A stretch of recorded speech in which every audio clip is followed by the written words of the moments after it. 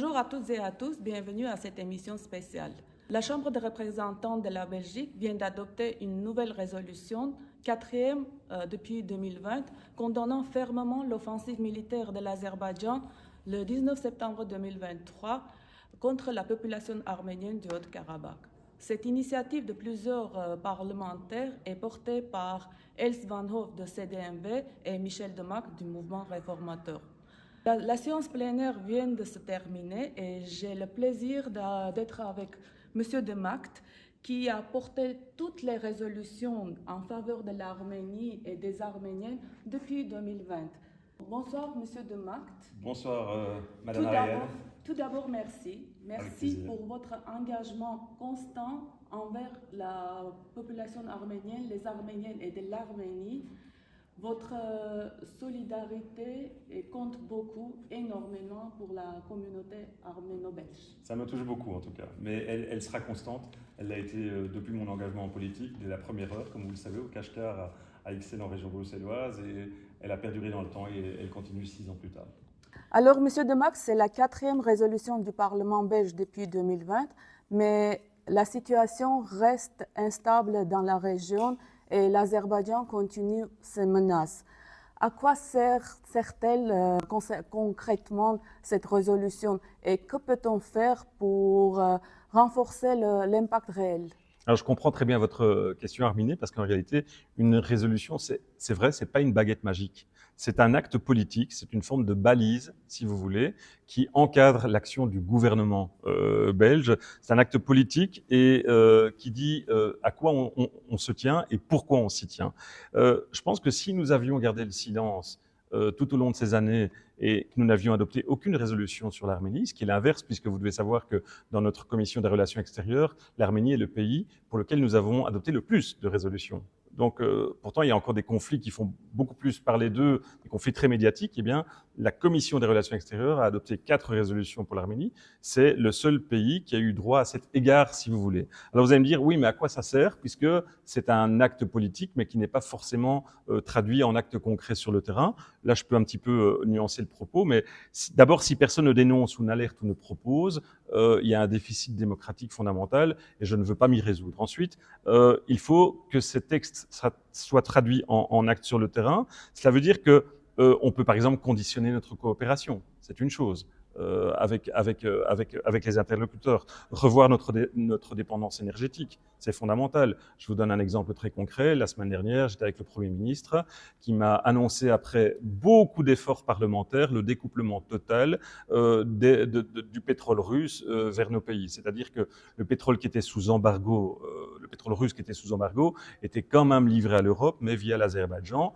Là, il m'a annoncé officiellement que ce serait terminé. Mais tout ça, c'est le fruit, si vous voulez, d'efforts constants, de pression parlementaire sur le gouvernement. Et in fine, à force de faire pression sur les membres du gouvernement, que ce soit le ministre des Affaires étrangères ou que ce soit les différents premiers ministres qui se sont succédés, eh bien, eux font aussi pression à la table du Conseil de l'Union des Affaires étrangères ou à la table du Conseil européen. Et in fine, si vous voulez, on a des petits pas qui font qu'on obtient des résultats. Moi, je pense qu'il faut toujours joindre l'acte à la parole.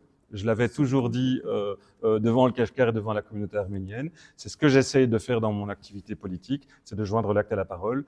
Parler, c'est bien, agir, c'est beaucoup mieux.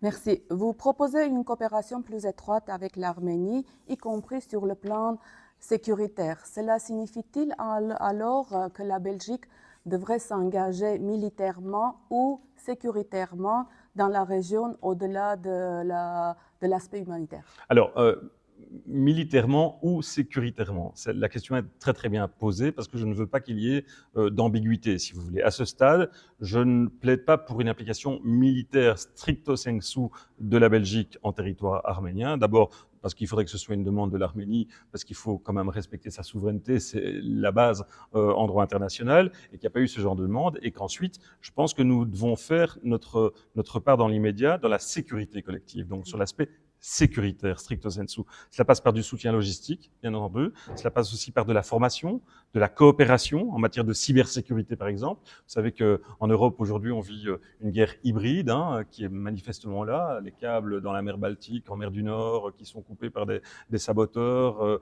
des attaques de cybersécurité, donc des pirates informatiques en permanence sur nos institutions. Le Parlement a été attaqué de nombreuses fois, les hôpitaux, et c'est la même chose, évidemment, en Arménie. Et donc, je pense qu'il y a là matière à coopération en matière de cybersécurité, ou aussi, et ça c'est important, de protection des frontières. Vous savez que j'ai été un des artisans au niveau parlementaire belge du maintien et de la prolongation de la mission européenne de surveillance en Arménie. On a réussi à la maintenir, on a réussi à augmenter ses effectifs. Eh bien, je pense que là, c'est une des choses qu'on a pu faire en réalité, parce que malheureusement aujourd'hui, l'Arménie est une démocratie qui est sous pression dans un environnement qui est complètement instable. Je pense que la laisser dans cet état de fait serait vraiment une faute politique, mais aussi une faute morale. Morale, oui. Ouais. Alors, l'accord de paix négocié au mois de mars est soutenu dans la résolution, mais Bakou impose beaucoup de conditions lourdes. Est-ce que pensez-vous qu'un accord équitable est encore possible? Vous savez, un accord équitable, c'est toujours extrêmement compliqué en réalité, parce que c'est quoi l'équité? L'équité, c'est que chaque pays puisse obtenir des frontières définies, souveraines, et soit dans sa souveraineté. Aujourd'hui, ce qu'on voit, c'est que cette équité, Bakou n'en a finalement pas beaucoup à faire en réalité. Vous savez que le prochain pas dans ce qui pourrait arriver, c'est la volonté qu'a l'Azerbaïdjan d'avoir un corridor qui n'est pas de la souveraineté arménienne et qui puisse relier le territoire azéri au Nakhitchevan. Et donc, il faudra nécessairement à un moment donné qu'il y ait un push politique, une pression très très forte de l'ensemble des pays européens pour arriver à cette équité. Mais l'équité, j'ai envie de dire que c'est davantage un but qu'un état de fait. Malheureusement, j'aimerais bien qu'on vive dans un monde équitable en permanence. Aujourd'hui, c'est un objectif politique et c'est pour ça que je me bats, entre autres. Oui, bien sûr. Merci beaucoup pour ça. Vous demandez un élargissement de la mission civile de l'Union européenne en Arménie et aussi évoquer des sanctions potentielles contre l'Azerbaïdjan. Ces sanctions devraient être communes à l'ensemble de l'Union européenne. Pensez-vous qu'il est possible que l'Union européenne aille pour ça, malgré ses intérêts énergétiques avec l'Azerbaïdjan? Alors, comme je vous l'ai dit tout à l'heure, d'abord, pensez-vous que c'est possible? Moi, j'ai envie de vous dire que, parce que je suis aussi un idéaliste, c'est pas que c'est possible, c'est qu'en fait, l'Europe le doit, en vertu des valeurs qui ont fondé l'Union européenne, en vertu du droit international. Si on veut être crédible en matière de droits humains, on ne peut pas, si vous voulez, avoir des seuils de gravité qui seraient à géométrie variable dans nos intérêts énergétiques, par exemple, comme vous le disiez. Et là, je vous ai répondu il y a quelques instants qu'il y avait un message fort qui avait été envoyé à la table du Conseil des affaires européennes et qui était de ce découplement total du gaz ou du pétrole russe. Donc, c'est un pas qui, pour moi, est fondamental. L'Europe a péché souvent par intérêt économique, elle l'a fait trop longtemps. Je l'ai dénoncé très souvent à la tribune de ce Parlement, que ce soit en plénière ou en commission, avec une forme d'hypocrisie qui est l'hypocrisie du business et des affaires. Et donc, enfin, je pense que l'Europe va mettre en phase ses intérêts énergétiques avec ses valeurs fondamentales. Ce qui n'a pas été le cas jusqu'ici. Je le regrette, je me bats pour que ce soit le cas. C'est pas toujours facile, mais je pense que continuer à s'approvisionner, par exemple, dans un régime autoritaire, ce serait vraiment une erreur morale, parce qu'on contourne à ce moment-là nos propres sanctions à l'égard de la Russie. Ce serait complètement incohérent, immoral, mais ce serait aussi dangereux. Oui. Plusieurs anciens dirigeants du Haut-Karabakh sont toujours détenus en Bakou dans des conditions opaques. Oui. Que peuvent faire la Belgique et aussi l'Europe pour exiger leur libération et garantir un procès équitable? Écoutez, moi, cette détention des dirigeants du Haut-Karabakh, il y a plusieurs premiers ministres, il y a des ministres des Affaires étrangères, il y a des dignitaires de très haut rang. C'est quelque chose qui me désole, qui m'attriste et qui m'ulcère au niveau du droit international et simplement du droit humain. Leur détention, je le dis très clairement, est complètement inacceptable. C'est ce que j'appelle une forme de vengeance politique de la part de Bakou, qui piétine clairement les droits fondamentaux humains.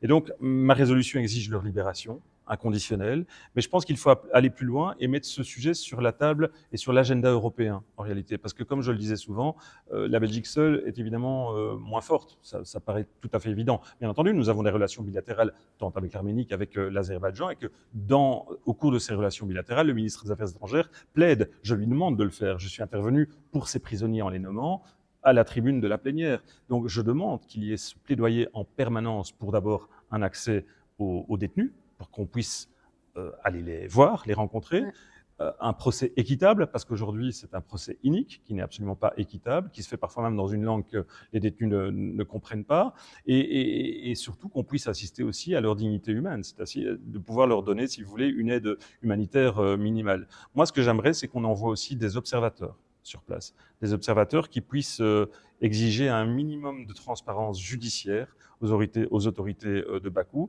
Je ne cesse de plaider en ce sens auprès du gouvernement belge et je pense que la diplomatie, je pense que notre ambassadeur sur place fait un gros boulot, mais tout simplement parce qu'aucun accord de paix ne sera sincère si les visages, si vous voulez, de la résistance au Karabakh sont détenus dans le silence et l'oubli. Comment voulez-vous faire la paix alors que des personnes fondamentales de l'histoire du Haut-Karabakh sont détenues de manière complètement illégale à Bakou? Pour moi, c'est intolérable et c'est inacceptable. Enfin, une dernière question, Monsieur De Macht. Pensez-vous que la communauté internationale, y compris la Belgique, a réagi assez fermement à l'offensive du septembre 2023 et à ses conséquences humanitaires? Mais, très sincèrement, je vais être très franc avec vous, c'est non. Non, clairement, non. On n'a pas fait assez, la communauté internationale n'a pas fait assez. L'offensive du mois de septembre 2023, elle était prévisible. On l'a annoncé ubi et torbi ici dans cet hémicycle, au Parlement, en commission. Elle était documentée et donc elle était évitable. Et pourtant, elle a eu lieu dans une forme, je dois bien le dire, une forme d'indifférence de la communauté internationale. Bien sûr, il y a des pays qui ont élevé la voix, je pense à la France notamment, mais finalement, ça n'a pas été suivi de faits concrets. Malgré les alertes fréquentes ici au Parlement, il n'y a pas eu d'effets concrets. Et pourtant, Dieu sait si je suis monté au créneau pour alerter de l'épuration ethnique en cours, du blocage du corridor de la Chine, qui assoiffait, qui asséchait, qui affamait les gens qui vivaient au Karabakh. Donc non, on n'a pas fait assez. Une agression, c'est pas une crise humanitaire en fait, en réalité. Il faut être très clair là-dessus. C'est une violation du droit international. Donc c'est bien au-delà de la crise humanitaire qui a accompagné cette agression. Et tant qu'on refuse de nommer les choses, on renonce à les empêcher, tout simplement. Ici, dans la résolution, on les nomme très clairement. Le Karabakh a été vidé de sa population autochtone. C'est un nettoyage ethnique, mais ça, je l'ai dit depuis plusieurs années déjà. Nous n'avons pas été à la hauteur et je pense qu'il est temps d'essayer de l'être en réalité. Merci beaucoup, Monsieur De Macht, pour votre temps, pour vos explications et surtout pour votre engagement constant en faveur des droits humains et de la justice et de la paix dans le Caucase du Sud. Merci à vous beaucoup. Merci à toutes et à tous pour nous avoir suivis. À bientôt pour une nouvelle émission spéciale. C'était Arminé Arian pour l'émission spéciale de la Chambre des représentants de Belgique.